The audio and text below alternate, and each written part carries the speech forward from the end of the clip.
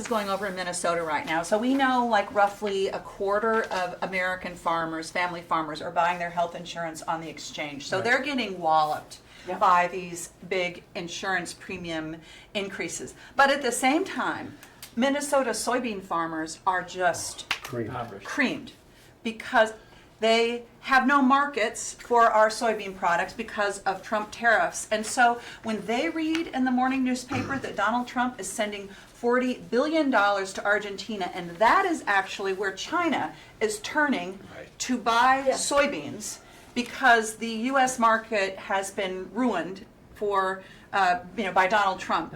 And so it's just like, it's just too much. It's just too much. Connect the dots on the timing. Yeah.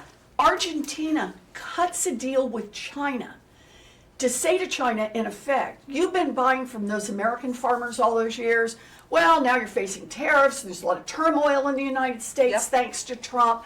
How about cut a long-term deal with us and leave those American farmers to let their soybeans rot in the field? And by the way, that's the market that our Midwest farmers used to sell to. Exactly right. It was like Exactly 40% right. of their crop. But So they have raced in. They haven't sold a bushel of soybeans. That's right. But the to China. Argentinians have raced in.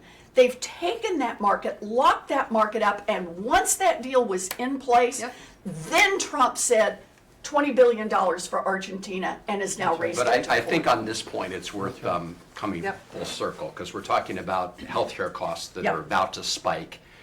But we're also seeing rising costs around the country because of the Trump tariffs. And this is the guy who said on day one he was going to bring down prices and costs. He's done the exact opposite, and now they're going to allow this huge spike in healthcare costs. But when he put those across the board tariffs in place, not only is that a national sales tax, it comes out of the pocket of every single American, but China responded by saying, well, if you're going to impose greater tariffs on us, we're not going to buy so many of your soybeans.